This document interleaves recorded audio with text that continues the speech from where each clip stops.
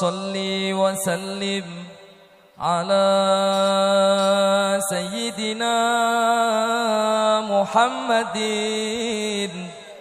وعلى آل سيدنا محمد.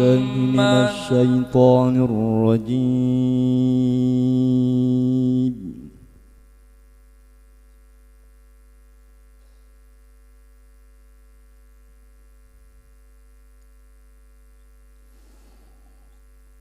بسم الله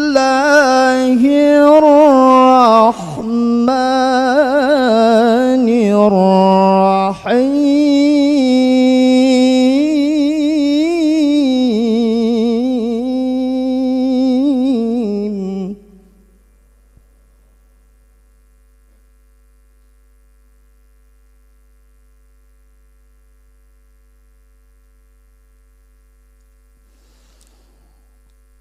من جاء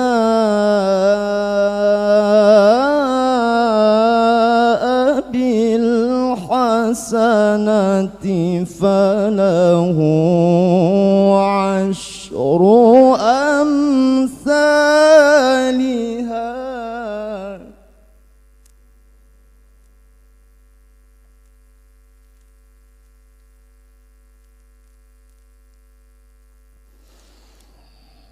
ومن جاء بالسيئة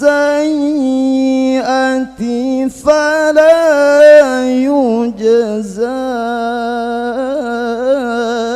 إلا مثلها وهم لا يظلمون.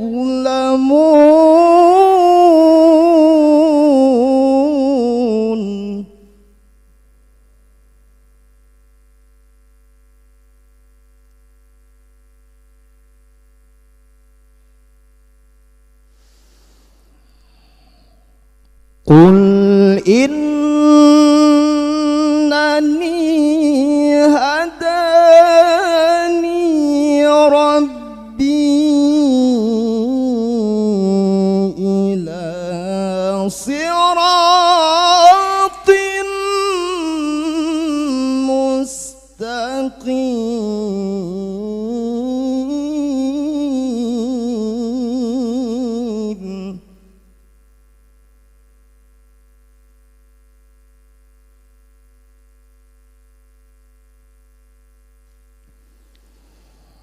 دينا قيما ملة إبراهيم حنيفا وما كان من المشركين.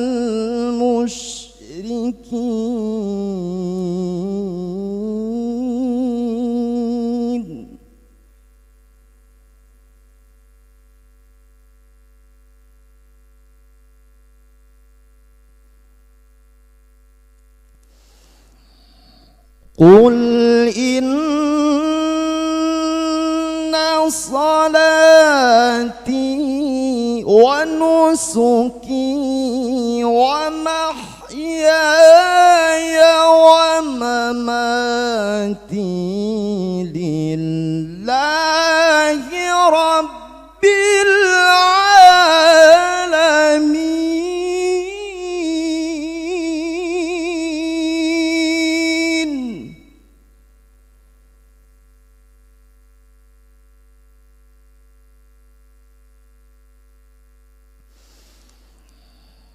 لا شريك له وبذلك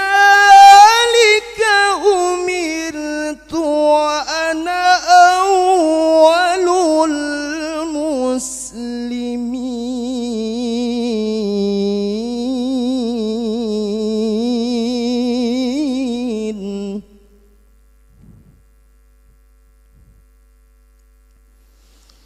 لا شريك له وبذلك أمرت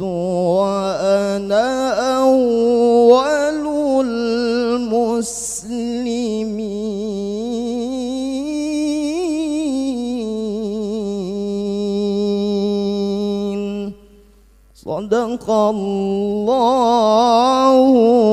azim.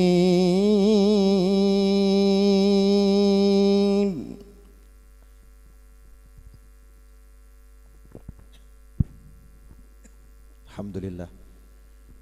Ini baru dengar suaranya korek, dengar suaranya bidadari di surga ngaji seperti apa ya. Nikmatnya luar biasa. Alhamdulillah. Bismillahirrahmanirrahim. Alhamdulillahirabbil alamin. Allahumma shalli wa sallim ala sayyidina Muhammadin miftahi babi rahmatillah wa adada ma fi ilmillah. Salatan wa salaman daimaini bidawami mulkillah wa ala alihi wa sahbihi. Allahumma salli ala Sayyidina Muhammadin salatan taftahu biha lana futuhal arifin wa tufaqihuna biha fid din wa ala alihi wa sahbihi. Assalamualaikum warahmatullahi wabarakatuh. Alhamdulillah, Allah beri kita rasa bahagia dalam mencari ilmu. Itu anugerah. Karena orang yang bisa bahagia cari ilmu berarti bahagianya mudah. Sudah bahagianya mudah, ya di dunia otomatis bahagia, terus bahagianya enggak putus. Bahagianya nyambung terus sampai surganya Allah Ta'ala dan terus selama-lamanya. Alhamdulillah. Ada orang itu yang bahagianya repot. Mau bahagia harus keluar negeri dulu. Kalau enggak keluar negeri enggak bisa bahagia. Buat keluar negeri rata-rata harus punya duit. Jadi kalau enggak punya duit tidak bahagia. Masya Allah. Kasihan.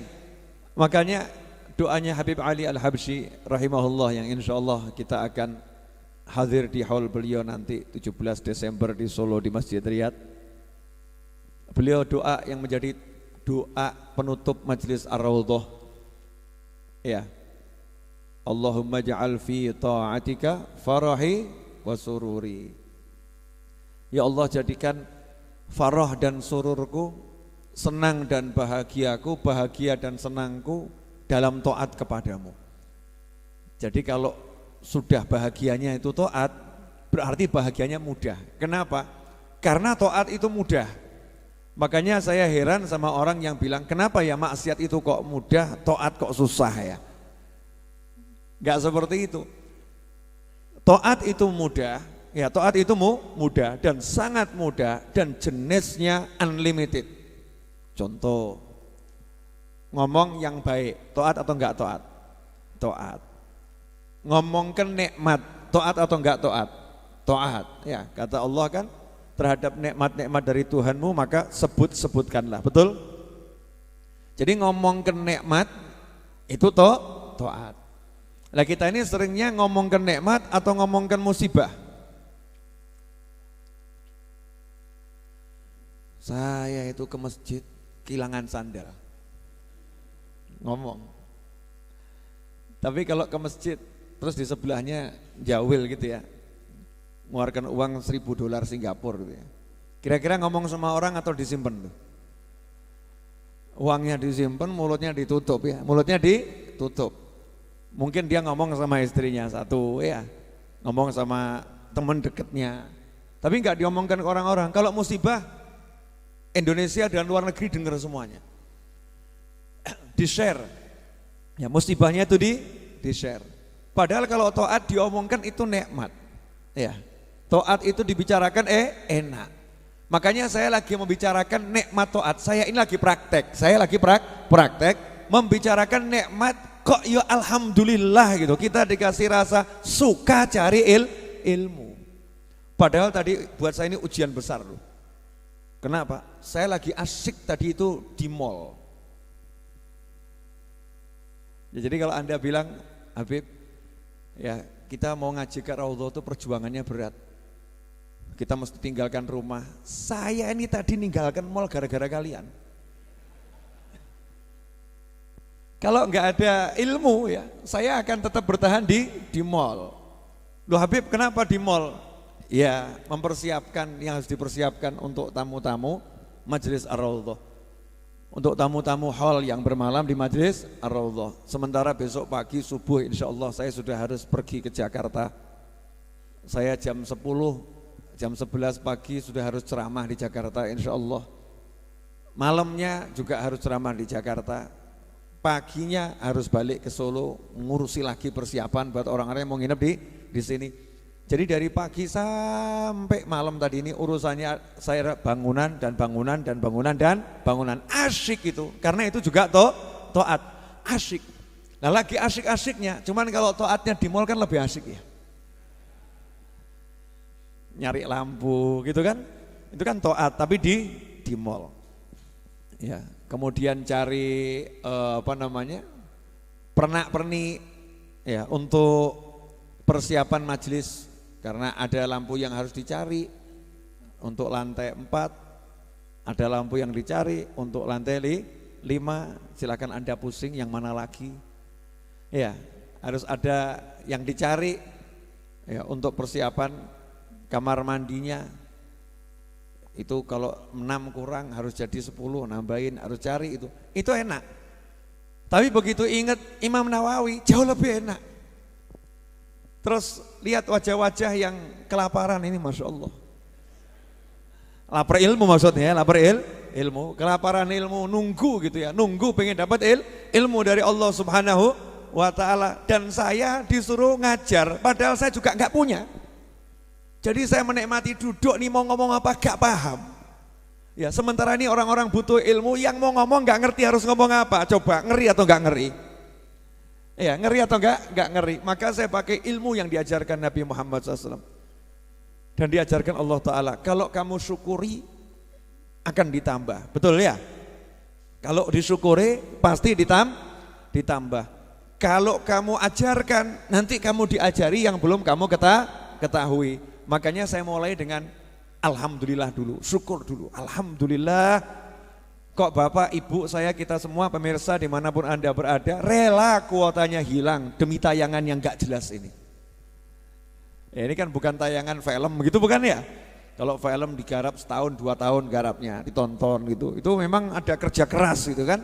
Kalau ini orang duduk megang kopi yang sudah habis gitu ya. Sindiran pada Ustadz gitu ya. Megang kopi, megang mic, ngomong yang mau diomongkan apa juga nggak ada skenarionya, nggak jelas itu. Mau kehilangan kuotanya, mau nonton di depan layar YouTube-nya ya, layar YouTube-nya dan aplikasi lainnya, mau gitu. Nah ini nikmat. Silaturahim segala dimensi, dimensi gaib maupun dimensi semi gaib. Ya, dunia maya itu kan semi gaib ya. Gaib itu kan yang nggak kelihatan, betul ya? Nah, saya bisa dilihat tapi saya tidak melihat, aneh ya. Biasanya itu kita bisa tidak bisa melihat tapi kita dilihat. Tidak bisa melihat tapi kita dilihat. Nah ini saya dilihat dan saya melihat yang melihat saya tapi saya tidak bisa melihat yang melihat saya. Ini aneh enggak itu? Itu dunia gaib yang paling aneh, yaitu alam dunia maya, alias alam zaman sekarang yang membuat orang lupa sama dunia nyata. Orang zaman sekarang ini lupa sama dunia nyata tapi hidupnya sama dunia maya, dunia maya yang enggak jelas. Dunia nyata yang jelas itu tidak disentuh. Dunia maya yang enggak jelas disentuh ya. Naudzubillah min dzalik. Alhamdulillah. Syukuri dulu. Semua udah syukur? Udah, kopinya sudah dapat? Tadi agak terlambat, sudah habis alhamdulillah ya. Tadi agak terlambat enggak kopinya? 8:30 keluar? Enggak, 8:30 keluar. Tapi enggak semua. Habib kau tahu, karena saya ngoprak-ngoprak di belakang, ini kopi enggak dikeluarkan ini ya. Udah jam 9 kurang 1/4, ini harus keluar ini ya. Jadi kopinya mulainya tepat 8:30, tapi distribusi terlambat. Ya, jadi sekedar PHP. Soft awal, soft 2 dapat kopi, soft 3 nunggu antri. Ya, soft 3 nunggu antri. Alhamdulillah yang antri orangnya baik ya, dan prasangkanya juga baik. Alhamdulillah. Nah, kita akan melanjutkan kajian yang menjadi kajian rutin Majelis Ar-Raudhah, yaitu kitab Arba'in An-Nawawiyah yang udah saya kemas dalam buku saya Telaah Hikmah 40 Hadits Arba'in Nawawiyah. Yang belum punya segera beli, nabung lah, insya Allah setahun dapat. Ya insya Allah setahun dapat. Ini hasilnya untuk melunasi hutang majelis, hutang tanah. Hutang tanah itu masih tersisa 3,6 M. Banyak atau dikit? Dikit. Oh tadinya berapa? 7,7. Sekarang jadi 3,6 M. Dan alhamdulillah asramanya sudah jadi 4 lantai. Sudah jadi 4 lantai. Walaupun belum di finishing, tapi sudah jadi dan sudah bisa dipakai. Insya Allah 20 ya santri weekend akan gencar. Ya santri weekend akan gencar karena udah siap menampung orang minimal 500 orang tidur nyaman insya Allah. Ya, saya akan buat santri weekend nanti itu setiap episode minimal 500 orang gitu ya. Tidur nyaman gratis semua insya Allah. Makan, minum, tidur gratis 3 hari. Jumat sore sampai Ahad siang ya, sampai Ahad siang. Insya Allah begitu. Jadi yang sudah andil beruntung, yang niat mau andil juga beruntung, yang niat andil juga beruntung, yang enggak niat tapi ikut seneng juga beruntung. Ya ikut seneng ya juga beruntung. Alhamdulillah. Ini kitab 40. Nanti yang belum punya cari. Kalau belum nggak bisa beli online, nanti waktu datang ke Majlis Ar-Raudhah hari ini atau waktu haul, cari saja di Majlis Ar-Raudhah. Insya Allah selalu tersedia di depan sana. Amin. Hadis yang pertama, peran niat dalam amal. Pada kajian yang lalu saya sudah menjelaskan dan mempertanyakan niatmu dalam hidup ini apa. Jadi kalau hidup nggak punya niat, maka hidupnya nggak akan pernah bahagia, nggak akan pernah benar, nggak akan pernah sukses. Saya melihat Pak Bupati Tanah Bumbu di samping kanan saya di bawah, ini termasuk orang yang hidupnya punya niat. Hidupnya punya niat. Jangan khawatir, saya puji-puji juga nggak dapat duit. Ya. Jadi bukan karena beliau minta dipuji, dari dulu teman saya. Ya dari dulu teman saya. Hadir, saya udah kasih tahu duduknya di depan, bilang sama teman-teman saya, duduknya di depan. Tapi yang nggak pernah datang ke sini kemudian pamer, saya bupati. Tak kawal di depan nggak ada. Saya datang ke Solo, ada majelisnya Habib Novel, saya pengen hadir majelisnya Habib Novel. Hadir. Namanya hadir ya duduk seperti orang yang lain, duduk di belakang situ. Nggak ada yang paham kan? Duduk di belakang situ, nyantai. Karena apa? Niat hidupnya pengen taat sama Allah Ta'ala. Niat hidupnya pengen akhirat, ya pengen akhirat. Jadi ada kesempatan di satu kota cari ilmu, ya di kota itu dia cari ilmu. Nah ini sekarang pertanyaannya untuk saya dan hadirin semua, niat hidup kita apa? Kalau niat hidup kita itu untuk lillahi ta'ala, niat untuk ibadah sama Allah Ta'ala, maka hidup kita sudah benar. Tapi kalau niat hidup itu kok untuk cari duit, lah ini salah kelas berat itu. Niat hidup kok cari duit, salahnya luar biasa. Cari duit, cari kekayaan, cari pangkat, cari apapun, gak usah dipikir. Yang dipikir gimana caranya taat sama Allah Subhanahu wa ta'ala. Nah itu yang harus kita pikirkan dari awal. Niat hidup saya apa? Harus dicek. Nah kita akan belajar dari hadis yang diriwayatkan oleh Khalifah Umar bin Khattab radhiyallahu anhu, di mana Imam Nawawi mengutip dari Sahih Bukhari dan Sahih Muslim. Bismillahirrahmanirrahim. An Amiril Mu'minina Abi Hafsin. Kita cuma bahas ini dulu ya, episode ini. Insya Allah ini An Amiril Mu'minin itu selesai 1 jam. Mudah-mudahan bisa selesai 1 jam. Repotnya kalau nggak bisa selesai 1 jam. Pemirsa dimanapun Anda berada, kalau menyimak apa yang sudah saya sampaikan sebelumnya, Imam Nawawi membuat terobosan dalam membuat kitab kumpulan hadis, yaitu beliau membuang, menyingkirkan sanad perawi hadis dan hanya diambil ujungnya saja. Sebelumnya itu kan nggak langsung ke An Amiril Mu'minin seharusnya. Seharusnya an fulan an Amiril Mu'minin. Tapi sama Imam Nawawi dibuang semua itu. Bukan karena beliau nggak cinta sama perawi-perawinya, bukan karena beliau nggak sayang membuangnya, dengan berat hati. Ya, Karena setiap nama yang disebut itu namanya orang soleh. Setiap nama yang disebut itu nama orang-orang yang berjasa. Ya berjasa sampainya hadis itu kepada kita. Yang disebut, yang diabadikan itu nama orang-orang yang luar biasa. Tetapi kenapa Imam Nawawi mengambil terobosan? Dihilangkan semua itu di kitab Arba'in Nawawiyah, langsung saja ke ujungnya. Jawabannya adalah gara-gara orang seperti saya dan seperti Anda. Gara-gara orang-orang seperti kita, orang-orang awam. Kita ini bukan ahli hadis, orang awam. Bayangkan kalau Imam Nawawi dan para ulama yang lain tidak mau membuang sanad itu nanti Arba'in Nawawiyah tebelnya bisa seberapa itu ya? Enggak jadi buku tipis lagi, jadi buku tebel yang luar biasa. Kemudian yang membaca hadisnya juga akhirnya males, mau ngapalkan males. Hadis yang pertama, annya saja udah banyak. An fulan, ngapalkan nama itu paling susah. Betul. Ngapalkan nama itu mudah atau susah? Cek, saya akan cek saja yang paling gampang. Sebutkan nama ayahmu, nama kakekmu, nama mbah buyutmu, kemudian nama canggahmu, kemudian namanya canggahnya canggahmu.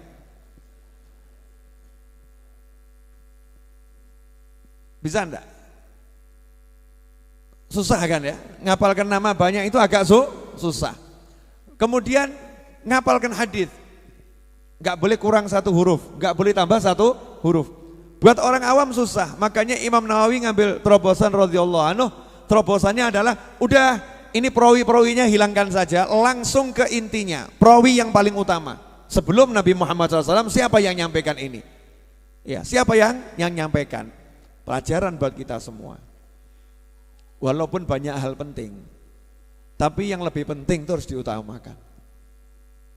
Orang yang pinter itu, orang yang cerdas, orang yang bijaksana, orang yang bisa memilih mana yang lebih penting dari yang penting, dan meninggalkan mana yang lebih buruk dari yang buruk. Jadi kalau ada dua keburukan, ya terpaksa salah satunya harus dijalani, maka dia milih meninggalkan yang paling buruk. Kalau disuruh milih dua kebaikan, maka dia akan memilih mana yang paling baik. Maslahat terbesar itu yang diutamakan. Walaupun yang kecil-kecil ini bawa maslahat. Nah, ini pola pikir yang harus kita bangun dalam kehidupan sehari-hari. Contoh, Bu, boleh nanya? Boleh ya Bu? Suami pulang dari kerja, bagus atau enggak bagus? Pulang, berarti bagus, baik. Suami butuh minum kopi, ibu membuatkan kopi, bagus atau enggak bagus? Bagus. Betul ya Bu ya? Bagus. Pertanyaan selanjutnya, ketika ibu ke dapur, handphone suami tergeletak, muncul notifikasi yang sudah sampai rumah.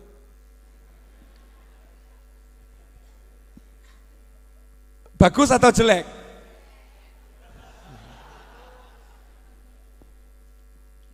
Oke. Jelek ya Bu? Ya. Apa yang Ibu lakukan? Buatkan kopi atau siram kopi? Oh, sadis ya. Siram kopi. Enggak jadi buatkan kopi. Ya. Bagus, gak apa-apa, ini biar terbuka ya. Jadi ibu pilih siram kopi. Kalau setelah disiram kopi, kira-kira masalah selesai atau berkelanjutan?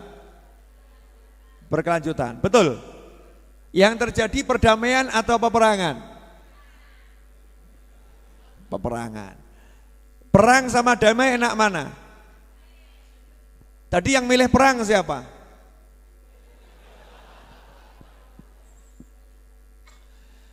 Berarti ibu milih mana? Milih buatkan kopi, berbincang dengan suami, ya kan ya? Atau milih mempertanyakan siapa ini? Pilih yang mana? Nah, berarti ibu termasuk golongan yang pandai atau kurang pandai? Oh, alhamdulillah sadar kurang pandai. Ini pelajaran dari Imam Nawawi. Yang nggak penting itu, walaupun penting tapi nggak penting, paham ya? Walaupun itu penting tapi nggak penting, nggak urgent gitu, nggak mendesak, ya udah tunda dulu. Yang penting ini suamimu pulang selamat, kamu bisa ngobrol enak sama suamimu. Jangan biarkan ada apapun mengganggu enaknya ngobrol dengan suamimu yang kamu tunggu dari pagi sampai malam hanya gara-gara notifikasi nggak jelas. Jelas Sobib kalimatnya, ngeyel tuh. Ngeyel, kalimatnya jelas, buang semua itu, duduk ngomong sama notifikasi gak jelas. Yang jelas suamiku pulang capek butuh kopi dan aku butuh ngobrol. Ya udah buatkan kopi, silahkan sayang, kopinya diseruput. Mau pisang goreng? Asyik, suami senang. Pisang goreng, roti bakar, banyak menu ternyata ya, dan lain sebagainya. Kata istri, kalau menu terlampau banyak, seruput dulu kopinya. Setelah itu aku akan boncengkan kamu sayang, karena kamu capek, kita pergi ke kedai roti bakar. Ya, silakan pesan di sana. Akhirnya suaminya menurunkan permintaan. Ya udah, kalau begitu kopi plus pisang goreng saja udah. Ya itu juga enggak ada. Kalau begitu pakai ojek online saja. Ya, tapi asik kan, jadi ngobrol enak. Nah ini prinsipnya orang-orang soleh. Jadi orang-orang soleh itu bukan enggak ngerti mana yang penting. Tahu itu penting, itu penting, itu penting, itu penting. Tapi yang dikerjakan mana yang paling penting. Orang soleh bukan gak ngerti itu jelek, itu jelek, itu jelek, itu bahaya, itu bahaya, itu bahaya. Tahu, tapi dia pilih menghindarkan yang paling bahaya. Jangan sampai ini membawa bahaya yang lebih besar. Itu baru namanya orang yang bijaksana. Orang yang bijaksana. Yang model begini ini sekarang banyak atau sedikit yang bijaksana begini? Banyak atau sedikit? Sedikit. Nah ibu-ibu termasuk yang mana? Yang banyak atau yang sedikit? Bingung sendiri. Ya, ini baru memetik hikmah. Namanya saja kan telaah hikmah. Ada yang bilang, Beb, kok di bukunya kok nggak ada yang kajian Habib ini, kok nggak ditulis di sini? Oh ya, makanya itu perlunya beli bukunya, ikuti kajiannya. Ya, karena yang di kajian itu menjelaskan sebagian dari isi buku, dan kertas gak bisa menulis semua yang ada dalam jiwa. Andai kata-kata cinta itu bisa diterjemahkan oleh kata-kata, film India tak akan bisa ada sampai sekarang.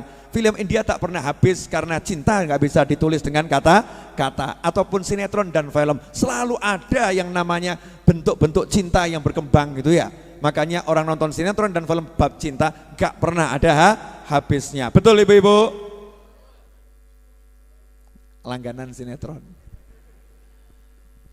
Pemirsa dimanapun Anda berada. Jadi begitu ya. Yang paling penting diambil, yang paling buruk dihindarkan. Saya ambil contoh Nabi Muhammad SAW. Ini biar kita belajar semua.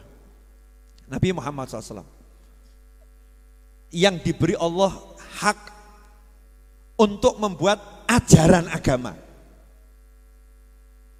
Coba Anda buat ajaran agama sekarang, agama baru, baik Ustadz Fulan, keroyok orang, manusia marah, setan juga kaget. Lu ngaku-ngaku dia. Saya aja setan nggak pernah ngaku jadi malaikat kok, tetap ngaku jadi setan. Alhamdulillah. Setelah sekian lama, akhirnya datang juga. Jazakumullah khairan satis. Afwan. Jadi sampai wah ini kopi merusak ini konsentrasi ini. Harus diminum dulu dia. Monggo diunjuk. Bismillah. Udah habis nggak usah nyebut. Alhamdulillah. Ni'mah. Alhamdulillah. Alhamdulillah. Nabi Muhammad SAW yang diberi hak untuk membuat ajaran agama. Jadi perbuatan Nabi, ucapan Nabi, diamnya Nabi itu jadi ajaran. Betul atau betul? Jadi ajaran. Dan kalau kita contoh jadi pahala. Syari'ul a'zam, pembuat syariat teragung, terbesar. Itu baginda Muhammad sallallahu alaihi wasallam. Siapa yang angkat? Allah. Siapa yang menetapkan? Allah.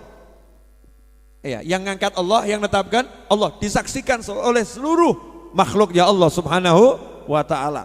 Yang enggak mau percaya, enggak mungkin masuk surga, pasti masuk neraka. Masya Allah. Enggak percaya kalau Nabi itu dilantik Allah, enggak percaya Nabi diangkat Allah, bukan lagi dipenjara sama Allah, langsung dimasukkan dalam neraka. Karena enggak iman pada Nabi Muhammad SAW, berarti enggak iman sama Allah Subhanahu wa ta'ala. Nabi Muhammad SAW yang seperti itu hebatnya, suatu ketika melihat Ka'bah. Kemudian Nabi SAW berkata kepada istrinya, Sayyidatuna Aisyah radhiyallahu ta'ala anha, wahai Aisyah, seandainya kaummu ini, tetangga-tetanggamu, teman-temanmu, masyarakatmu, bukan orang yang baru masuk Islam, bukan orang yang baru masuk Islam, artinya udah Islamnya ratusan tahun gitu. Tapi kenyataannya enggak, ini Islamnya baru. Rasul diangkat jadi Rasul umur 40 tahun. Wafat umur 63 tahun. Jadi rata-rata baru Islamnya mungkin ada yang 10 tahun, ada yang 5 tahun, mungkin ada yang baru satu tahun. Kaummu ini kalau bukan orang yang baru masuk Islam, saya akan rubah itu Ka'bah pintunya. Pintunya Ka'bah akan saya rubah. Saya akan buat pintu Ka'bah itu ada 2. Satu untuk masuk, satu untuk keluar. Dan pintunya akan saya turunkan rata sehingga orang bisa masuk dengan mudah dan keluar dengan mudah. Sehingga semua bisa masuk dan keluar ya lewat Ka'bah. Nabi Muhammad SAW pengen, beliau membuat syariat, sahabat akan nurut.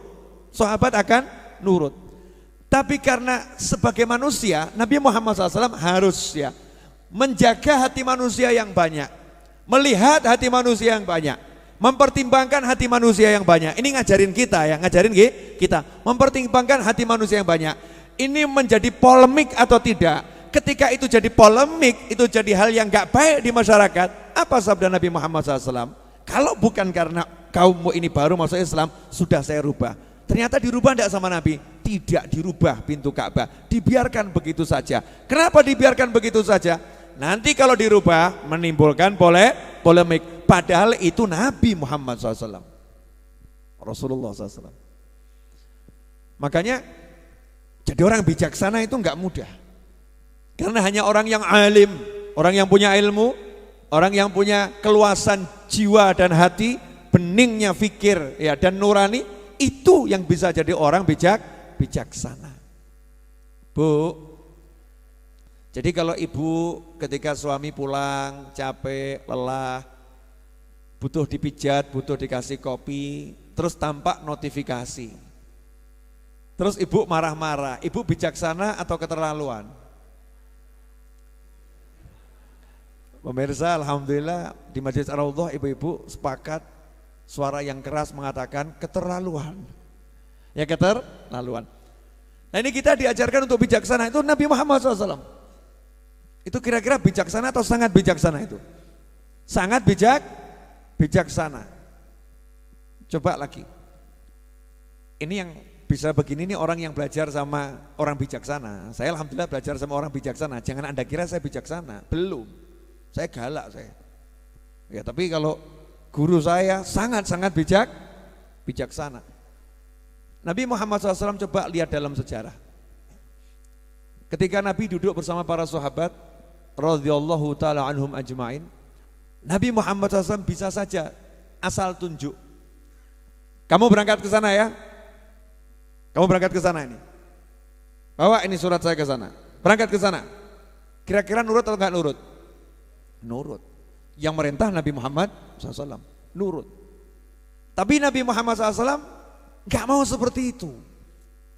Ya. Ini penting. Yang mau dipercayakan penting. Tapi menghindari orang nolak itu jauh lebih penting. Karena kalau orang nolak Nabi bahaya. Betul.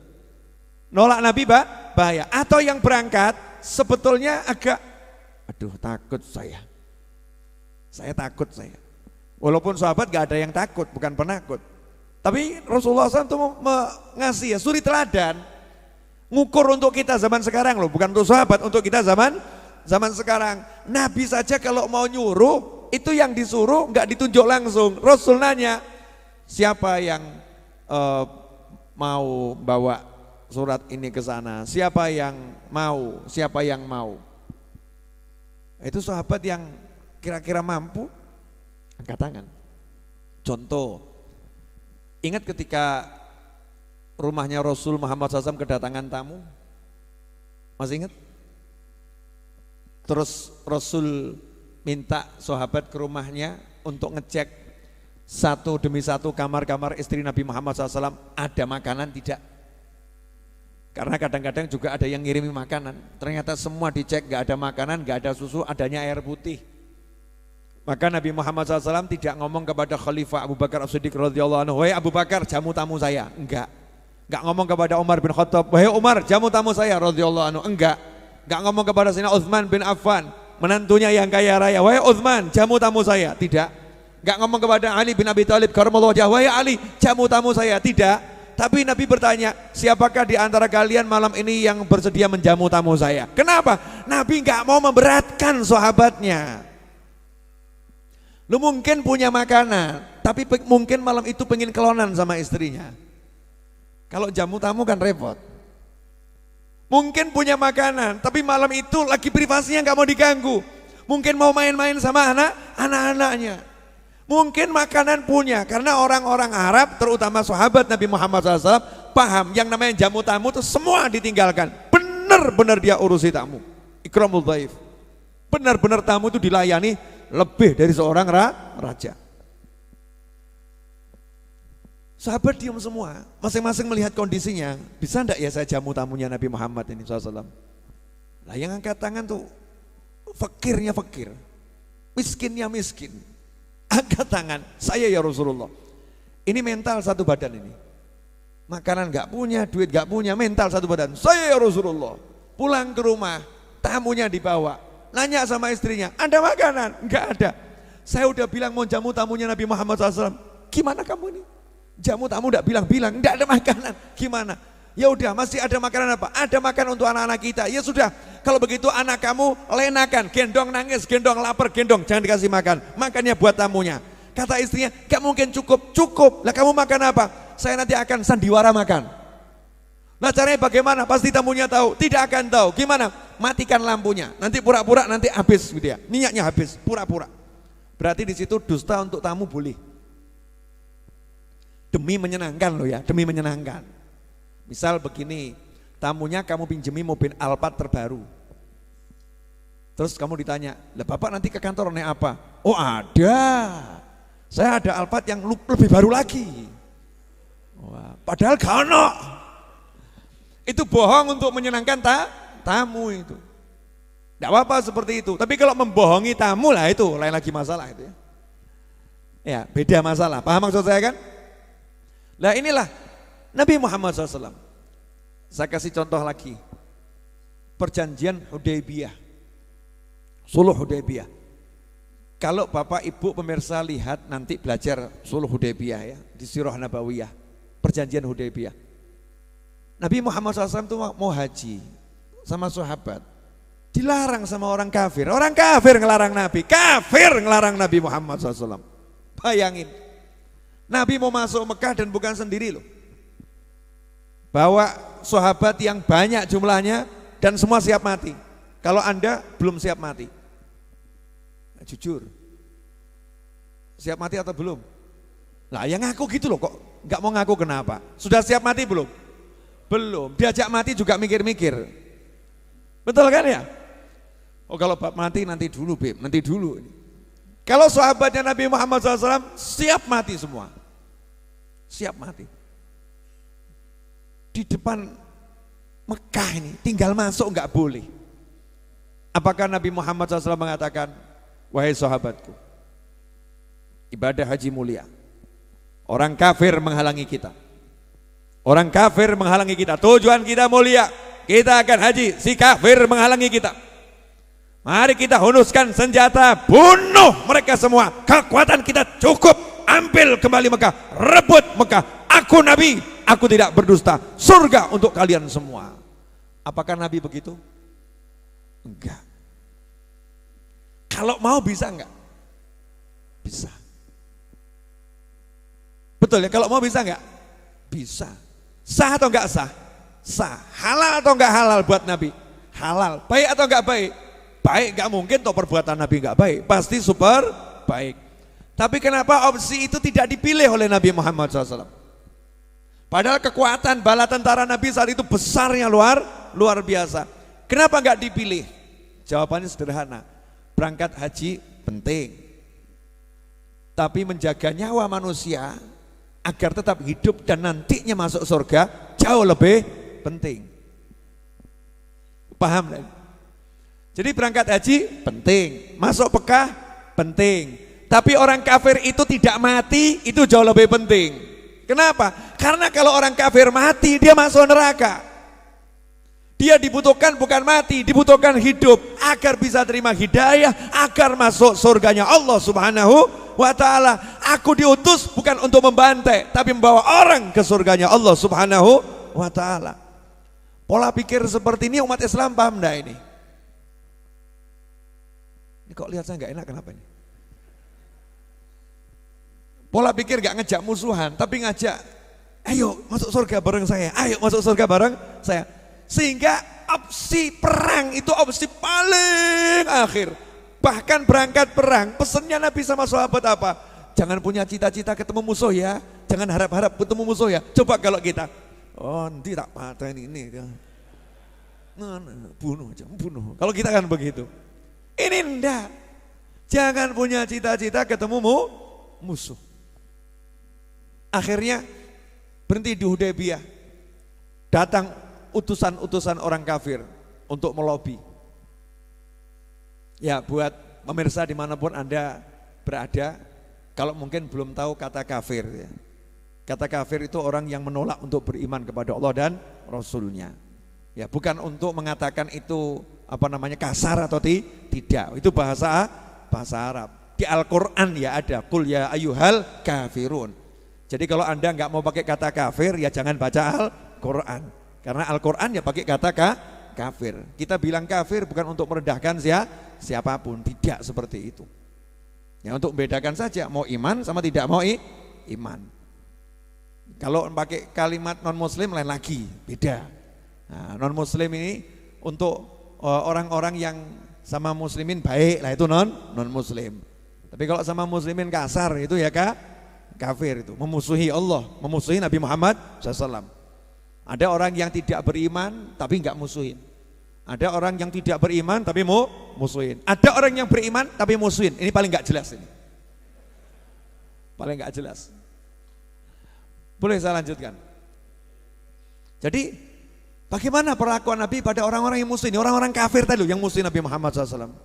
Jadi kalau yang enggak musuhin namanya non muslim. Tapi kalau yang musuhin kafir itu. Musuhin. Subhanallah. Nabi duduk SAW dikawal sahabat dengan pengawalan ketat. Nabi dikawal, itu syariat. Jangan dibilang, oh Nabi nggak perlu dikawal. Kenapa? Sakti. Sudah dikawal malaikat. Nanti akhirnya kamu ada habib, ada ustadz, ada kiai. Udah biar jalan sendiri, nggak apa-apa. Nggak perlu dikawal. Udah sakti, habibnya sakti, kiainya sakti. Kalau kondisinya perlu dikawal ya dikawal. Ya kan begitu SOP-nya. Ya, subhanallah. Dikawal, datang utusan. Di antara lobi-lobinya itu ada yang mau megang jenggotnya Nabi Muhammad SAW. Ya, ada yang kurang ajar, si kafir ini kurang ajar. Mau megang jenggotnya Nabi SAW disamakan dengan temannya sendiri. Karena orang Arab tuh kalau dipegang jenggotnya seneng, luluh hatinya gitu ya, simbol kebanggaan. Tapi ini jenggot Nabi, bukan jenggot kakekmu, ayahmu, jenggot saya, bukan. Jenggot saya dipegang ya seneng gitu kan ya. Tapi ini jenggotnya Nabi SAW ada batasan, gak boleh kalau Nabi dipegang jenggotnya, kurang ajar kamu. Ya kamu jangan coba-coba pegang jenggotnya kiaimu, kiai Masya Allah, kiai kurang ajar kamu. Kalau temanmu monggo, kalau kiaimu jangan diperlakukan seperti itu. Nah ini dikawal oleh sahabat. Ada yang mau megang jenggotnya Nabi Muhammad SAW, baca Sahih Bukhari. Mau megang jenggotnya Nabi, langsung sahabat yang ngawal, itu yang megang tombak atau pedang saat itu. Maka kalau senapan, popornya senapan, ya ini pedang nih, popornya pedang, enggak enak apa ya? Pokoknya apa? Gagang ya gak enak tuh ya. Gagang peso gitu ya. Pedang itu harus rujak kokoh gitu ya. Pokoknya pedang gitu ya. Langsung dipukulkan ke tangan orang kafir tadi. Akhir yadak an Rasulillah SAW. Singkirkan tanganmu dari Nabi Muhammad SAW. Singkirkan gitu. Ternyata pengawal Nabi hebat ya. Menunjukin gitu loh. Kita ini sebetulnya siap perang, siap mati. Cuman Nabi nggak mau. Nabi siap hidup dan lebih siap mati. Tapi ngajak orang untuk hidup, bukan ngajak orang untuk mati. Makanya kamu jangan mikir, lebih baik aku mati daripada hidup seperti ini. Ngawur kamu. Lebih baik kamu mati daripada aku hidup seperti ini, boleh gitu ya. Tapi ya kurang ajar. Masa doain orang mati. Semangat itu yang hidup, jangan semangat mati. Subhanallah. Satu demi satu lobby minta damai. Tapi ini si kafir ini nyebelin. Karena semua lobbynya itu meremehkan muslimin, merendahkan Islam. Pasal-pasal yang gak ada yang menguntungkan, Islam terus digencet. Di depan Nabi Muhammad SAW, Islam digencet sama si kafir. Apakah Nabi marah? Enggak, nyantai saja. Belum cocok. Sampai datang satu utusan yang akhirnya cocok. Dan setelah diteliti, semua pasalnya enggak enak. Di antara pasalnya coba, bayangkan kalau Anda sahabat Nabi Muhammad SAW. Bayangkan ya, Anda jadi sahabatnya Nabi yang masih di Mekah, belum ikut hijrah ke Madinah. Ustadz I sudah di Madinah, Anda masih di Mekah. Nah, tiba-tiba muncul perdamaian antara Nabi dengan orang-orang kafir Mekah. Damai, pasalnya apa? Kalau ada muslimin Mekah yang hijrah ke Madinah setelah perjanjian ini, wajib dikembalikan ke Mekah. Coba kalau kamu waktu itu jadi sahabat, kalau imanmu gak kuat, kira-kira ucul gak imannya? Nabi kok gitu sih? Ya Rasulullah gimana? Kok kami gak dibela haknya? Justru kok mementingkan kaum yang musuhin kami kalau imannya gak kuat. Tapi ini sahabat Nabi Muhammad SAW imannya luar biasa. Pasti Rasulullah SAW udah memikirkan semuanya. Ini pasal gak menguntungkan. Bahkan tanda tangan Muhammad Rasulullah. Si kafir gak mau pakai Rasulullah yang bela-bela Rasulullah. Muhammad putra Abdullah, gitu saja. Sayyidina Ali disuruh menghapus. Sayyidina Ali juga mengatakan, saya tidak mau hapus. Kenapa? Saya iman beliau Rasulullah. Kalau kamu nggak iman beliau Rasulullah, saya iman beliau Rasulullah. Kamu nggak mau nulis, saya nggak mau hapus. Wah, yang satu nggak mau nulis, yang satu nggak mau hapus. Nabi Muhammad SAW nanya sama Sayyidina Ali, mana tulisan Rasulullah? Tunjukkan ke saya. Ditunjukkan yang ini. Dihapus sendiri oleh Nabi Muhammad SAW. Yang penting damai. Ya, walaupun pangkat nggak disebut, nggak jadi masalah. Rasul berkata, Ana Muhammad bin Abdullah wa anna Rasulullah. Aku putranya Abdullah, tapi aku juga Rasulullah. Dihapus. Ya, kamu nggak ngakuin nggak jadi masalah, nggak paten gitu ya. Kalimatnya itu nggak penting gitu loh, hapus saja. Yang penting damai. Orang sekarang dapat undangan, hajinya nggak disebut marah. Masya Allah. Marganya nggak disebut kepada Bapak Novel. Terusnya nggak disebut marah. Yang terhormat Novel, Habibnya nggak disebut marah. Ini nggak menghargai saya dia, nggak pakai Habib. Emang dia nggak tahu saya Habib ini ya marah lagi. Yang terhormat Muhammad Anis nggak pakai Kiai, nanti udah tua jadi Kiai Muhammad Anis. Nah, lihat tuh, nggak pakai Kiai marah dia. Ini nggak hargain saya ini. Saya ini pimpinan majelis Kiai, nggak ditulis ini. Nabi SAW nggak begitu. Muhammad Rasulullah pangkatnya dihapus, oke saja. Kenapa? Nulis Rasulullah itu penting, itu penting. Tapi menciptakan perdamaian itu jauh lebih penting. Sahabat hijrah itu penting. Tapi damai dan semua orang aman itu jauh lebih penting. Ini antara penting sama jauh lebih penting. Maka Nabi Muhammad SAW mengabaikan yang penting kecil-kecil itu diabaikan dulu demi penting yang jauh lebih besar. Hasilnya apa? Setelah terjadi perdamaian, Nabi Muhammad SAW bisa ngajar, sahabat bisa ngajar, bisa dakwah tanpa ada gangguan. Karena pasalnya yang penting tidak diganggu, selesai. Bebas kamu dakwah. Ya, bebas kamu dakwah kemanapun terserah. Itu saja pasal yang dianggap menguntungkan. Perhitungannya orang kafir, ya nggak mungkin lah dia ngajar nih, siapa sih yang mau mau ikut, mau nggak masuk Mekah kok. Ternyata subhanallah di luar Mekah ya semua masuk Islam. Lah yang di dalam Mekah nekat keluar dari Mekah, kedatang ke Madinah. Apa kata Nabi Muhammad SAW? Perjanjiannya saya nggak boleh terima kalian. Jadi ya kalian jangan masuk Madinah. Maka mereka berkata, ya Rasulullah, engkau telah melaksanakan janjimu dan kami ya tidak wajib mentaati. Kami tidak wajib mentaati ya perintahnya orang kafir. Itu yang buat perintahkan orang kafir, bukan kamu ya Rasulullah SAW. Itu perintahnya orang kafir. Kami tidak akan mentaati perintahnya orang kafir. Tapi kami sangat ikut janjimu. Janjimu nggak boleh masuk Madinah, ya nggak masuk Madinah. Akhirnya sahabat nggak masuk Madinah, nggak balik ke Mekah. Kemana? Berkeliaran di antara Mekah dan Madinah, mengganggu orang-orang kafir yang bisnis. Akhirnya orang kafir yang teriak, tolong perjanjiannya dibatalkan. Tolong perjanjiannya dibatalkan karena ini merugikan kami. Akhirnya setelah sekian lama dan waktu cepat singkat, Fathul Mekah. Mekah dikuasai muslimin tanpa pertumpahan darah. Pertanyaan saya, berpikir yang begini ini sekarang banyak atau sedikit manusia yang pikirannya seperti ini? Nah, sekarang saya mau ambil ke skup yang lebih kecil tapi paling penting. Boleh? Setelah kopi yang berikut ini.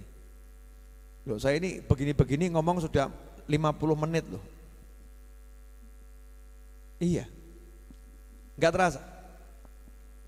Memang Anda begitu sukanya? Alhamdulillah. Alhamdulillah. Ini sudah sampai Amirul Mukminin belum? Belum. Jadi baru apanya nih?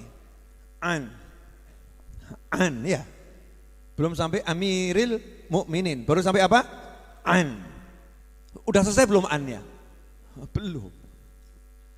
Sambil skop yang paling kecil boleh. Apa skop yang paling kecil dalam kehidupan bermasyarakat? Wilayah terkecil dalam kehidupan bermasyarakat apa? Keluarga. Betul? Keluarga. Coba terapkan yang tadi itu, memilih yang terpenting dari yang penting dalam kehidupan berkeluarga. Saya nanya, punya duit itu penting enggak? Punya istri itu penting enggak? Punya suami itu penting enggak? Mana yang lebih penting? Cari duit atau cari pasangan hidup? Tadi kan udah dijelaskan dua-duanya penting. Pertanyaannya mana yang lebih penting? Cari uang atau cari pasangan hidup? Cari pasangan hidup. Tapi yang kamu lakukan apa? Cari uang. Sampai lupa cari pasangan hidup. Oke, cari uang banyak, akhirnya cari pasangan hidup. Dapat pasangan hidup. Mana yang lebih penting? Cari uang atau menikmati pasangan hidup? Mana yang lebih penting? Bersenang-senang dengan uang atau bersenang-senang dengan pasangan hidup? Halo. Ini kok wajah-wajah belum berkeluarga ya nggak paham. Salah ngomong saya ini. Ustaz Iis yang nggak paham ya. Yang di depan ya masih wajah-wajah ya hampir menikah. Mas Rio tuh hampir menikah insyaallah. Ya, wajah-wajah hampir menikah. Yang ngaminkan itu tanda-tanda orang yang ya amin tapi ya kelihatannya agak sirik. Ya, aminnya modus tuh, teman-temannya Mas Rio tuh. Amin tapi sama sedikit apa ya tenan gitu loh ya. Insyaallah. Jadi dalam keluarga cari uang itu penting. Tapi bersenang-senang dengan keluarga itu jauh lebih penting. Nah sekarang kita lebih mementingkan cari uang daripada bersenang-senang dengan keluarga. Berarti cara hidup kita benar atau salah? Pol. Oh yang paling simpel aja gak paham kok, salah? Pol. Lah orang Jawa dulu, Jawa kuno. Kok jenengan kan juga Jawa toh? Saya juga Jawa tapi kan ya Jawa modern ya. Jawa kuno tuh udah paham. Mangan orang mangan, saya yang penting lihat tuh, mangan orang mangan, saya yang penting Kumpul penting, mangan penting. Orang mangan ya gak penting orang mangan ya. Orang mangan gak penting, mangan penting. Betul kan ya? Tapi kumpul penting. Yang paling penting apa? Kumpul. Maka orang Jawa bilang, mangan orang mangan, yang penting kumpul. Prioritas hidupmu kumpul.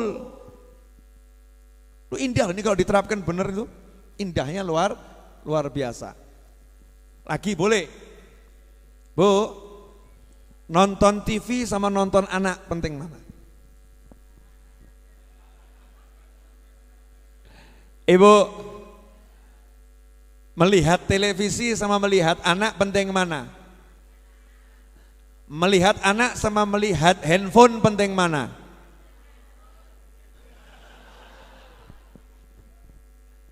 Menyentuh anak sama menyentuh handphone penting mana? Membelai anak sama membelai handphone penting mana? Kenyataannya mana yang lebih sering dibelai, dilihat dan disentuh? Handphone. Salah prioritas. Salah prioritas. Maka hidup ini harus bisa melihat mana yang penting, terus ambil yang terpenting. Imam Nawawi melihat sanad hadits itu penting, perawi-perawinya itu penting. Gak mungkin gak penting, gak boleh diabaikan. Penting. Tapi kalau yang membaca pusing, membuat orang tidak pusing dan senang sama ilmu, itu jauh lebih penting. Nanti kalau udah senang kan nyari ini sebelumnya siapa sih? Nanti nyari. Nah kalau udah mementingkan keluarga, nanti akan cari duit. Tapi kalau mementingkan duit, nanti akan kehilangan keluarga. Camkan kalimat saya baik-baik. Gaya ya. Update status. Kalau kamu pentingkan keluarga, nanti kamu akan cari uang. Tapi kalau kamu pentingkan uang, kamu akan kehilangan keluarga. Cek. Ya, banyak enggak yang seperti itu? Banyak. Makanya saya dalam kondisi apapun, saya itu kalau dakwah hampir enggak mau nginep di tempat dakwah. Dakwah penting. Ya, dakwah penting. Tapi dakwah di rumah itu jauh lebih penting. Paham ya? Jauh lebih penting. Bu, suaminya penting enggak? Suami orang lain? Penting juga untuk istrinya, gitu loh ya. Suami orang lain penting untuk istrinya. Pertanyaan saya, mana yang lebih penting? Menyambut suamimu atau menyambut suami orang lain?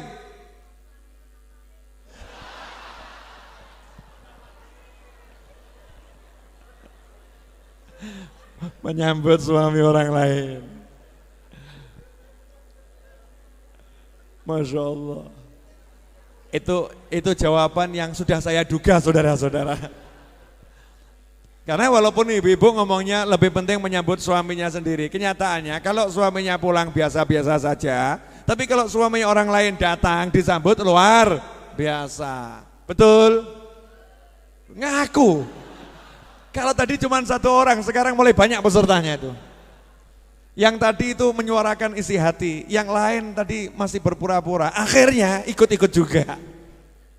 Ikhwani rahimakumullah. Jadi malam hari ini kita belajar apa? Kemampuan Imam Nawawi untuk memilih yang terpenting dari semua yang penting. Hasilnya, alhamdulillah Arba'in Nawawiyah menjadi kitab terbanyak yang dicetak setelah mushaf. Setelah mushaf Al-Quran, itu kitab yang paling banyak, buku yang paling banyak dicetak di dunia ini adalah Arba'in An-Nawawiyah. Saya sendiri baru ngambil 20 hadis jilid pertama, itu udah nyetak 20.000, nyetak loh ya, laku belum.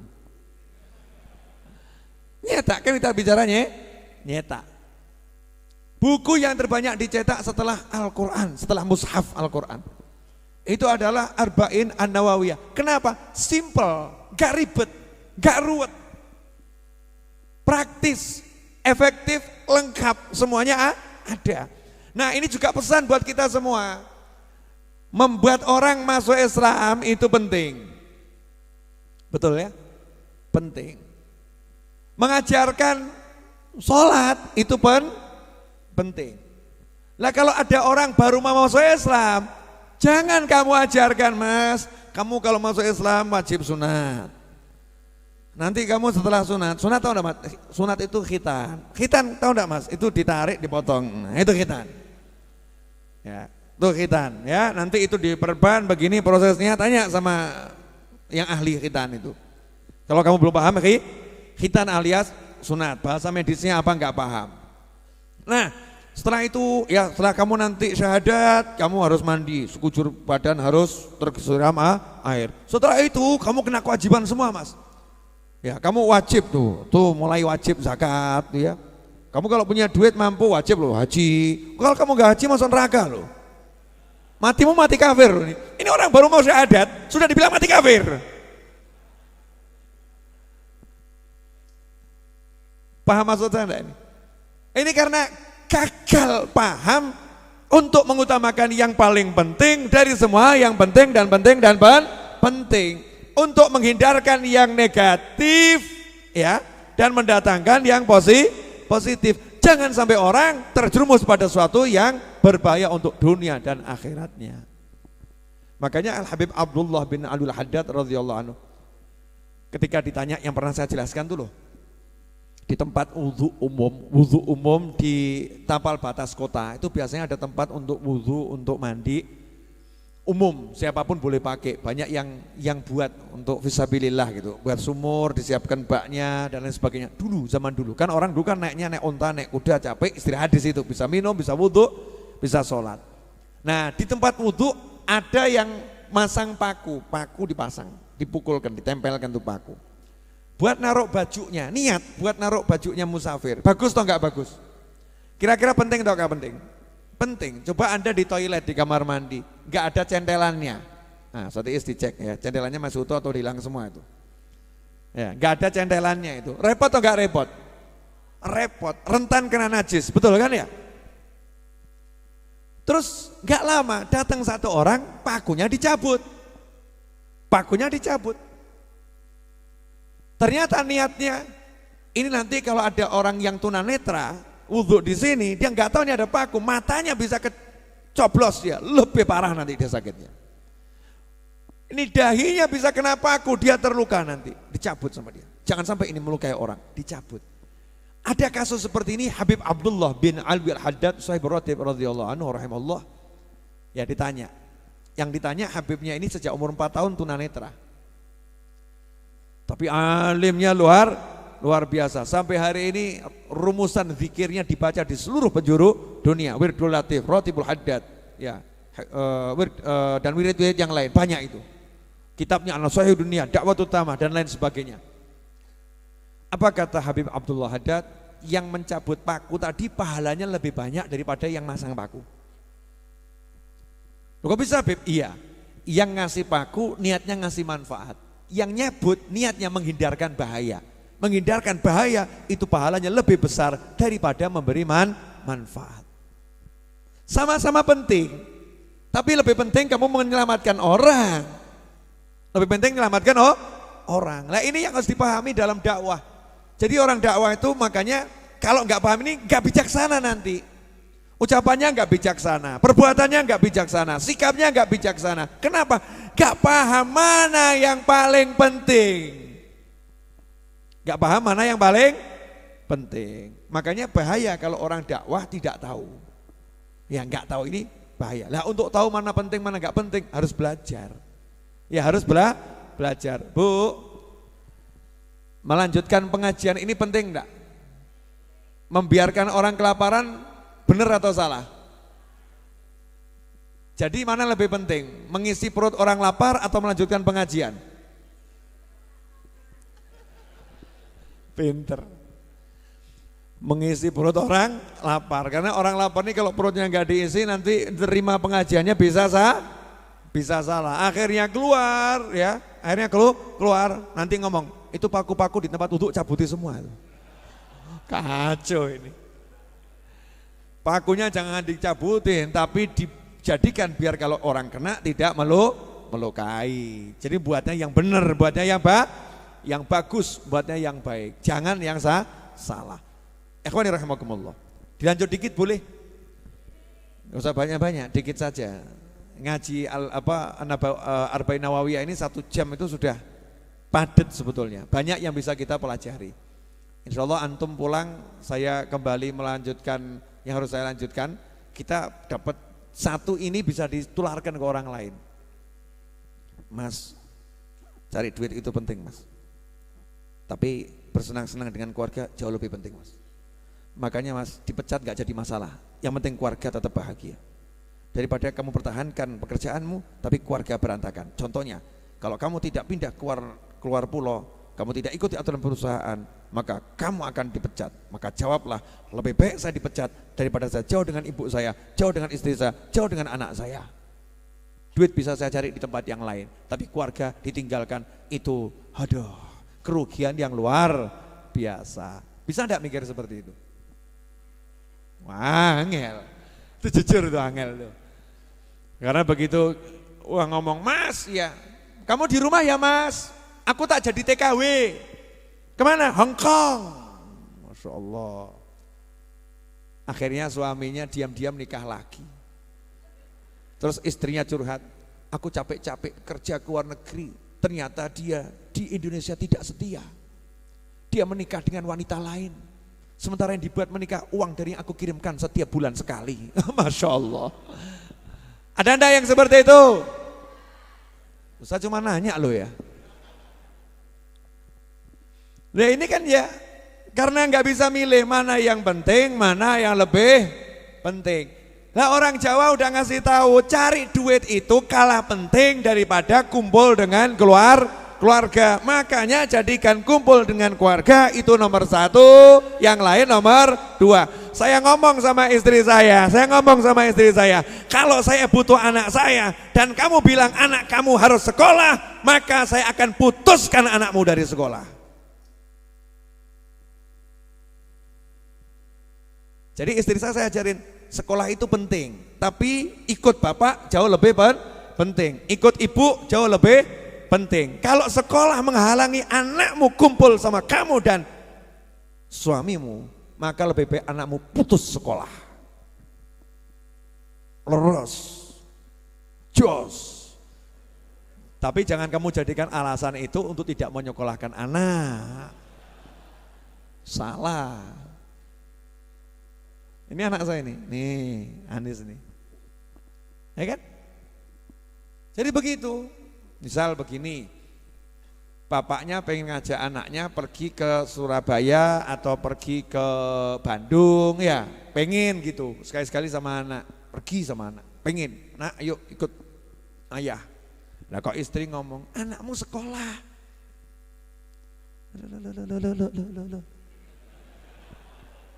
Iki anakku, paham enggak?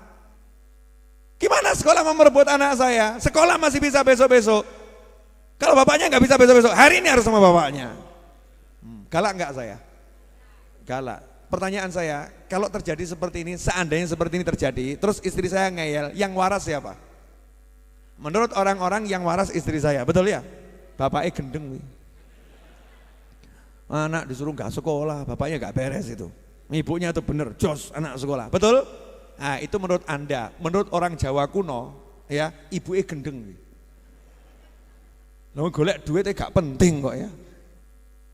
Ya kan sekolah itu boleh atau libur sehari? Boleh. Libur 10 hari? Boleh. Libur setahun? Boleh. Gak masalah. Tapi kalau libur belajar tidak boleh. Belajar dimanapun harus tetap belajar. Lah kalau sama bapaknya kira-kira lebih hebat mana? Bapaknya atau gurunya? Ya bapaknya. Bapak kan mengajar dengan cinta yang luar biasa. Kok lihat saya nggak enak kenapa ini? Lo kan bapaknya guru, betul kan ya? Harus pede. Kan bapak ini sebagai guru punya yang nggak dimiliki orang lain, apa? Rasa cinta yang luar biasa dan bisa jadi panutan buat anak. Bu, jadi kalau besok suamimu mau ngajak kamu pergi, kira-kira kamu alasan arisan, meeting sama kawan, atau semua kamu tinggalkan demi suamimu?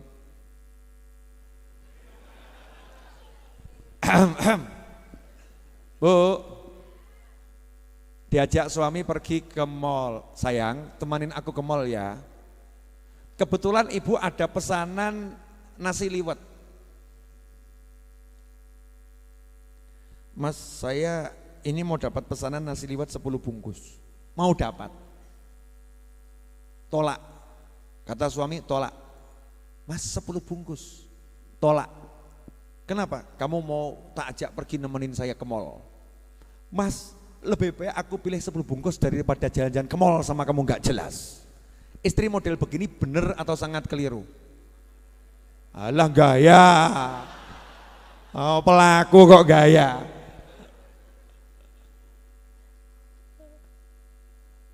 Ini karena gak paham mana yang penting, mana yang lebih penting, mana yang paling penting. Nah, saya gak mau gak paham, saya harus paham. Paling penting itu, ya, anak kumpul sama orang tua paling penting. Sekolah penting, betul ya, sekolah penting. Tapi ketika dibutuhkan kumpul sama orang tua, maka kepentingan sekolah ini harus disingkirkan dulu. Lawang Imam Nawawi perawi hadis itu wali Allah semua, wali Allah, disingkirkan dulu dari buku demi orang gak jelas seperti Anda dan saya. Biar mudeng, biar gampang, betul. Bu, jadi buatkan kopi sama lihat handphone penting mana?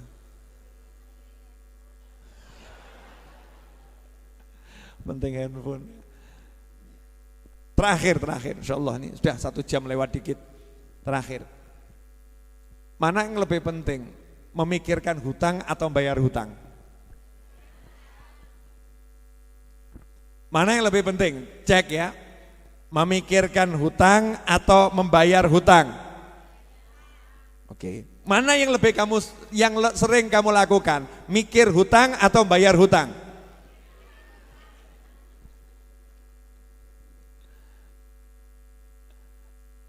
Jadi bayar hutang tuh nggak usah dipikir, bayar saja. Loh Beb, saya nggak punya duit, ngawur kamu, salah. Kamu punya, belum cukup iya. Betul kan? Punya, makanya begitu kamu punya duit bayar. Mungkin orangnya nggak mau terima, tapi kan tabunganmu mau terima. Ini buat bayar hutang, ini buat bayar hutang, ini buat bayar hutang, ini buat bayar hutang, ini buat bayar hutang. Jadi hidupmu bayar hutang, bukan mikir hutang. Kalau ditagih sama orang, Mas, mana uangnya? Itu bayarkan, ambil saja. Adanya ya baru itu. Janji Nabi Muhammad SAW, janjinya Allah Ta'ala, siapa yang berhutang niat bayar, pasti lunas. Gak mungkin gak, pasti. Nah, kamu mikir hutang atau bayar hutang? Saya buktikan kebohongan ibu-ibu di atas, boleh? Beliau mengatakan bayar hutang, oke? Ya, hutang sama Allah aja sampai sekarang belum lunas. Puasa Ramadan ini sudah mau Rejab Rabiul Tsani ini sudah. Hutang puasa 2 minggu, seminggu saja itu ya dicicil nggak lunas-lunas itu. Hadir nggak orangnya?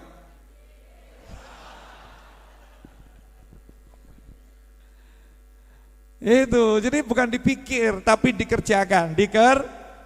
Nah, yang penting itu. Nah, ini banyak orang hidup nih, ya itulah. Mikir nanti gimana.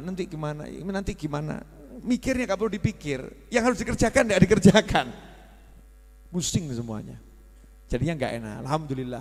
Lah saya termasuk orang yang gak mau kebanyakan mikir. Gak penting. Makanya kan selalu saya umumkan, Habib Novel Al-Idrus tidak terima curhat. Bener kan? Tidak terima curhat. Yang mau curhat silakan di pos satpam sama Abah Edwin. Nah, Edwin tuh terima curhat. Habib Novel tidak terima curhat, no curhat. Ya, tapi langsung aksi. Beb, saya punya utang, belum lunas-lunas. Tak jawab podo. Ya kan, tak jawab podo. Caranya biar lunas gimana Beb? Nah, kalau kamu tanya caranya, oke. Tapi kalau kamu memperpanjang, Beb saya punya utang, Beb belum lunas, belum ditangkap, belum. del.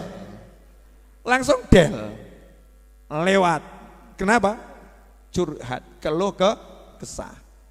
Tapi kalau langsung loncat nomor 2, caranya. Nah, itu namanya bukan keluh kesah, namanya cari solusi. Cari solusi itu penting, yang paling penting. Tapi kalau bahas masalah tok itu ya, ruwet, blas nggak penting. Kalau kamu tanya caranya, tak jawab dulu.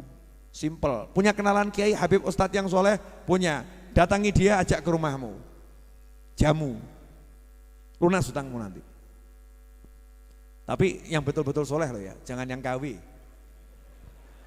Nah, nyari yang betul-betul soleh ini rada angel ini. Betul-betul soleh loh, wangel.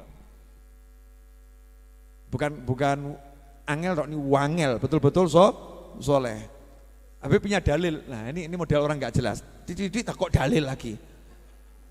Ada dalilnya. Insya Allah nanti Jumat yang akan datang, insya Allah ya. Ya saya janji tapi nggak janji. Janji tapi enggak janji. Saya akan terangkan cara melunaskan hutang menurut Nabi Muhammad SAW. Jadi jurus praktis melunaskan hutang dan taktis. Wes kebak ki Ar-Raudhah Jumat ngarep. Jumat depan Majelis Ar-Raudhah full. Ya, viewernya di YouTube pengajiannya akan langsung naik gitu kan ya. Janji ya, tapi enggak janji, insya Allah. Dimudahkan tak bahas. Cara melunaskan hutang yang pernah dijalankan Nabi Muhammad SAW. Ya, Nabi itu paling sayang sama orang yang punya hutang. Kadang orang itu ceramah, kadang geladrah, ngawur. Orang yang punya hutang, meninggal punya hutang, tidak akan disolatkan sama Nabi. Masya Allah. Ternyata itu khotibnya, di antara yang hadir ada yang punya hutang sama khotibnya belum bayar. Mau ceramahnya itu modus ya. Jadi ceramahnya modus. Padahal Nabi Muhammad SAW itu sayang sama orang yang terlibat hutang. Makanya sampai dibuatkan doa khusus buat orang yang terlibat hutang. Itu kan ada tuh Nabi bilang nggak akan menyolatkan. Lah itu saking sayangnya Nabi bilang sama sahabat yang hidup, bukan sama yang mati. Bukan saya meninggal, yang hidup dikasih tahu. Ini tidak akan saya solatkan sebelum dilunaskan. Gitu loh bahasanya. Paham nggak? Paham enggak maksudnya? Artinya sebelum masuk kubur urusannya udah dibereskan oleh Nabi Muhammad SAW. Makanya nanti kalau saya jadi presiden tahun 4000 Masehi, saya akan tiru kebijakan Nabi Muhammad SAW. Rakyatku yang meninggal punya hutang belum masuk kubur harus sudah lunas. Tidak akan diizinkan untuk disolatkan sebelum dilunaskan. Ben sak desa dosa kabeh. Paham maksudnya enggak? Jadi ketika ada yang punya hutang meninggal, belum lunas hutangnya, maka Nabi tidak mau keluarganya menjadi beban. Oh itu kok orang tua saya meninggal, ya hutangnya belum lunas, nanti jadi beban. Kemudian sahabat yang ngutangi atau mungkin non muslim yang ngutangi. Kalau baik namanya non muslim, kalau jelek namanya kafir. Gitu kan ya. Kalau di Indonesia gitu ngomongnya. Kalau untuk bahasa Arab kafir kabeh. Tapi kalau bahasa Indonesia dipilah, kalau yang kafir itu yang membenci Islam, yang nggak benci namanya non muslim. Biar gampang lo dalam dakwah. Kan biasa yang saya non muslim, beb. Oh nggak apa-apa gitu kan ya. Itu kalau mereka beliau ngomong sama temannya juga ngomong, itu bukan non muslim ya, non apa gitu kan ya. Tergantung. Boleh dilanjut? Ya. Ketika Anda misalnya ngutangin Ustadz Iis, nggak enak Ustadz Iis tangguh contoh mati gak apa-apa. Setelah umur 70 tahun, setelah 70 tahun Iis aman, 70 tahun ke atas. Ustadz Iis setelah 70 tahun ke atas meninggal dunia, sementara punya hutang sama Anda, hutangnya 200 miliar. Masya Allah. Kira-kira Anda was-was enggak? Lunas enggak ya? Lunas enggak? Was-was toh? Was-was. Keluarganya Ustadz Iis kira-kira was-was enggak? Ya Allah mati tinggal ngutang ini. Was-was enggak? Was-was. Nabi Muhammad SAW tidak mau yang hidup susah, enggak mau yang hidup susah. Dan enggak mau yang meninggal di kuburan nanti mikir, kesian keluargaku, kesian temanku belum saya bayar hutangnya. Enggak begitu. Maka sama Nabi diselesaikan. Kalau ini belum diselesaikan hutangnya, tidak akan saya sholatkan. Artinya Nabi ngajak sahabat semua, ayo kalian yang punya duit, bayarin. Sahabat angkat tangan, saya bayarin Rasulullah, saya bayarin Rasulullah. Jadi belum sampai disolatkan, beres. Sehingga yang ngutangi lego, yes, alhamdulillah, lunas lebih cepat. Paham toh? Lah iya. Berarti indah enggak Islam tuh? Indah. Itu Jumat yang akan datang. Enggak apa ya? Kita geser dikit, boleh ya? Ini kan masih tentang yang penting dan yang paling penting. Mumpung ingat saya, khusus Jumat akan depan bahasanya insya Allah cara jitu praktis dan taktis melunaskan hutang ala Nabi Muhammad SAW. Penasaran enggak? Yang lain kok diem kenapa? Udah ngantuk semua? Kalau Anda belum, saya sudah. Ya, insya Allah ini berkah dan manfaat ya. Jazakumullah khairan. Pengumuman dari saya, insya Allah hari tanggal 17 Desember, ya tanggal 17 Desember. Sekarang tanggal berapa? Besok tanggal berapa? Ahad tanggal berapa? Senin tanggal berapa? Selasa tanggal berapa? Rebu tanggal berapa? Berarti Selasa dan Rabu 17 dan 18 Desember. Umat Islam dunia punya hajatan besar. Saya ngomong umat Islam dunia, bukan umat Islam Indonesia. Hajatan besar kebetulan di kota Solo. Kebetulan di kota Solo. Makanya menjadi agenda pariwisata religi kota Solo tiap tahun haul Habib Ali bin Muhammad bin Husain Al-Habsyi. Habib Ali ini punya kakak namanya Habib Husain. Habib Husain itu gurunya Mbah Hasyim Asy'ari. Habib Husain itu gurunya Mbah Hasyim Asy'ari rahimahullah. Nanti hari Rebu pagi jam 9 itu haulnya, hari Selasa pagi jam 9 haulnya di Masjid Riyadh. Rebu subuh maulid Nabi Muhammad SAW di Masjid Riyadh. Tapi yang hadir ya sampai ujungnya Raudhah sana itu. Ya, sampai ujungnya perempatan Batu Rono sana. Sampai itu hotel-hotel satu Solo itu penuh. Makanya ketika kemarin saya umumkannya ingin bermalam di Majelis Ar-Raudhah, perempuan wajib daftar. Kalau yang laki bebas. Laki kalau daftar jadi beban nanti buat saya. Kenapa enggak daftar? Tempatnya musola 2 lantai ini sampai sana ya. Masuk lebih cepat dapat ya. Ditinggal tempatnya hilang diambil orang lain. Kan gitu ya. Nama itu hotel statis tapi dinamis. Ya, statis tapi dinamis. Baru diumumkan sebentar udah penuh. Sekitar 400 orang yang terdaftar. Sementara sampai malam ini saya tahan di angka 400 orang. Karena mengingat kapasitas ini perempuan loh. Perempuan tuh harus dikasih tempat yang enak. Barang pecah, Pak, barang pecah. Harus ditaruh di tempat yang bagus, bolo pecah wedok. Ini kalau kamu nggak bagus ya, akhirnya kamu niat menjamu, keluar dari sini yang jadi apa? Sumpah serapah. Toiletnya nggak bener. Ya, jadinya sumpah serapah nanti kalau orangnya berjubel. Maka untuk kenyamanan saya kasih hanya 400 orang. 400 orang itu 3 lantai plus 3 lantai. Perempuan semua, wedok kabeh. Yang laki silahkan geletak di sini model begini tumpuk jadi 3, boleh silahkan. Ya bebas yang laki di sini. Nah, selama itu Anda akan melihat potret ya, suasana Mekah Madinah gitu ya. Kalau lagi hajian tuh Mekah Madinah, kalau mau lihat datang ke Solo tuh nanti, hari Selasa hari Rebu tuh ya, datang ke Solo, khususnya ke Pasar Kliwon. Kecamatan Pasar Kliwon, cari itu ya, sekitar Masjid Riyadh Solo.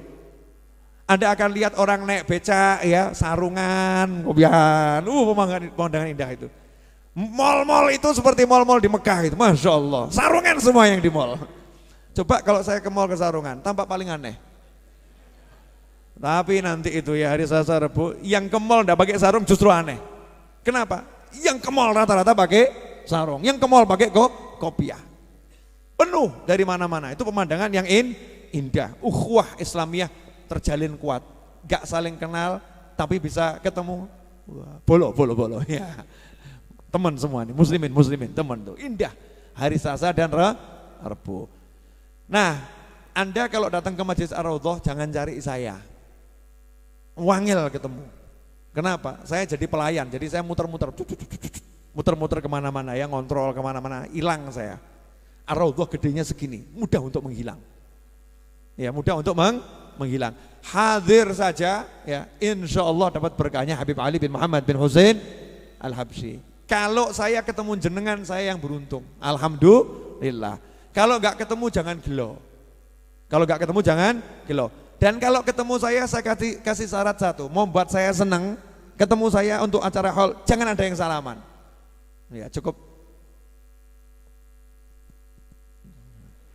Sakarepmu gaya nih gitu. Gayanya kan macam-macam. Ada yang Bib, wah, ada yang Bib, gak cetok gitu. Ada Bib, wah. Tergantung gayanya macam-macam. Jangan salam. Ini saya ngomong untuk laki-laki loh ya. Ini bukan perempuan loh ya. Nah, perempuan kan gak mungkin salaman ya. Salaman berarti laki-laki. Memang laki-laki itu aneh. Ada yang Bib, oh no. Jangan kamu kira gak ada. Saya mau jawabnya gimana coba? Aneh-aneh itu orang-orang. Ya itu nanti jangan salaman sama saya. Karena nanti kalau salaman ditiru yang lain. Akhirnya semua salaman. Anda salaman cuma sekali. Bahagia. Dan setelah Anda pergi apa yang terjadi dengan diriku? Ya, nggak mandek itu kan akhirnya repot ya. Repotnya karena saya lagi tugas. Saya lagi tugas ngurusi orang banyak. Saya butuh vitamina yang stabil untuk ya saya harus jaga air. Gak bisa saya pasrahkan orang. Air itu walaupun ada yang ngurus saya harus jaga. Itu nanti keran 24 jam akan terbuka minimal 3 hari. Keran ya 24 jam terbuka, enggak ditutup, buka terus. Karena baru ditutup ada orang pakai, tutup orang pakai. 24 jam ketika akan ngalir terus. Ya, gimana kontrol biar toiletnya enggak buntet? Ya, toiletnya biar enggak buntet. Gimana kontrol biar minumannya selalu ada? Ya, air mineral itu harus ada. Nanti kalau pagi makan, gimana makanannya bisa terdistribusi? Karena yang di sini kasih makan semua. Walaupun di sini dapat makan tamunya Habib Ali, ya makan ala raudhah ya seadanya, tapi makan. Biar semuanya bisa nyaman. Nah, saya harus jadi pelayan yang muter sana muter sini. Nah, kalau Anda ketemu saya hari itu pakaiannya rodok enggak genah. Ya. Dimaklumi. Misal saya kok keluar kaosan gitu ya. Ini Habib kok enggak menghormati tamu ya, enggak baju takwa. Saya lagi jadi pelayan. Ya, mungkin saya kaosan, mungkin pakai celana training ya, mungkin saya pakai topi untuk nyamar.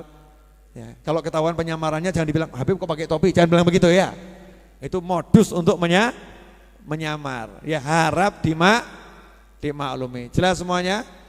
Nah, untuk teman-teman yang udah biasa ngaji di sini, saya minta tolong selama haul di Solo ini, datanglah ke Masjid Ar-Raudhah, jangan jadi tamu, jadilah tuan rumah. Ya, jadilah tuan rumah. Sambut tamu-tamu dari seluruh dunia itu. Ya, dari Indonesia maupun luar negeri. Singapura, Malaysia, Mekah, Madinah, ya kemudian dari Hadramut, dari mana-mana datang. Nah kita yang di Solo kok masa enggak datang kalau ya rodo aneh gitu kan? Ya kita datang untuk apa? Menjadi tuan rumah. Ya menjadi tuan rumah. Siap jadi tuan rumah? Tuan rumah tuh nyugui atau ngabiskan suguhan? Ya, tuan rumah juga membantu ngabiskan suguhan juga. Iya. Insyaallah, alhamdulillah, mudah-mudahan berkah manfaat. Nah, saya minta satu doa Al-Fatihah untuk 2 hal. Yang pertama, agar pelunasan 3,6 M ya bisa segera dilunaskan. 3,6 M bisa segera dilunaskan, enggak pakai susah payah. Kemudian yang kedua, agar semua proses ya acara haul untuk semua yang ngurusi di rumah masing-masing, karena ini rumahnya warga Pasar Kliwon dan sekitarnya jadi tempat penginapan gratis masyarakat dari berbagai daerah. Masing-masing ada punya tamu 50, ada yang punya tamu 100, tergantung kapasitas rumahnya. Biar semua yang ngurusi diberi kemudahan, kesehatan dan rezeki yang berlimpah dari segala arah, enggak pakai susah payah. Dan semoga kita semua dapat barokah dari Masjid Habib Ali Al-Habsyi nanti di Masjid Riyadh, dan berkahnya enggak habis-habis sampai anak turunan kita ila yaumil qiyamah. Amin. Al-hadiniyah Al-Fatihah. A'udzubillahi minasyaitonir rajim. Bismillahirrahmanirrahim. Iyyaka na'budu wa iyyaka nasta'in. Ihdinas siratal mustaqim. Shiratal ladzina an'amta 'alaihim. Al-Fatihah yang kedua untuk semua yang sedang sakit dari saudara, keluarga, kerabat kita dan dari umat Islam. khususnya teruntuk Bapak Karim, ayahanda dari Mas Ucup, dan untuk Bapak Sidik Prawoto serta Ibu Maryam dan semua yang sedang sakit, semoga diberi oleh Allah Ta'ala kesehatan, kesembuhan, dan kita semua oleh Allah Ta'ala diberi kesehatan dan kesembuhan dari penyakit zahiran wa batinan, dipanjangkan umur kita semua dalam taat kepada Allah Subhanahu wa Ta'ala, dan kelak diakhiri dengan husnil khatimah. Wassallallahu ala hadinah al-Fatihah.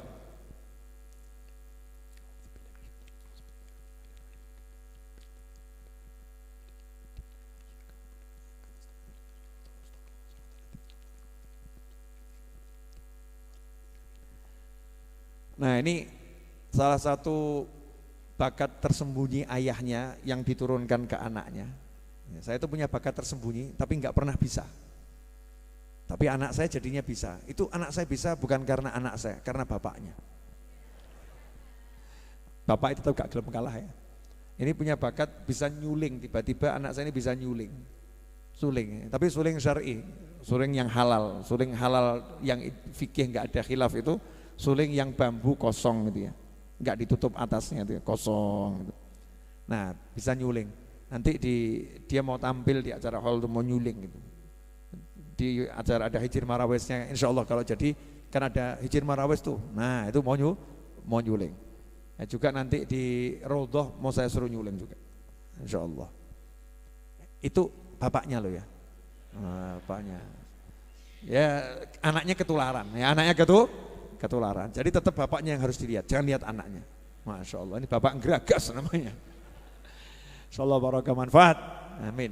Allahumma salli wa sallim ala Sayyidina Muhammadin miftahi babi rahmatillah adada ma fi ilmillah salatan wa salaman daimaini bidawami mulkillah wa ala alihi wa sahbihi. اللهم اجعل في طاعتك فرحي وسروري وفي مرضاتك جميع أموري اللهم يا عالم بحالاتي ومطلع على سرائري ونياتي اقضي جميع حاجاتي واغفر ذنوبي وسيئاتي وتجاوز عن خطيئاتي وزلاتي وتقبل جميع حسناتي وسامحني فيما مضى وما يأتي واكتبني في ديوان ساداتي واسلك بي سبيل نجاتي في حياتي ومماتي اللهم إني طامع في عطاك راغب في رضاك مستسلم لقضاك فاكتبني من أولياك واسلك بي سبيل هداك وألحقني بأصفياك وصلى الله على سيدنا محمد وآله وصحبه وسلم الحمد لله رب العالمين. Hidangannya disiapkan 1314, teman-teman relawan bergerak cepat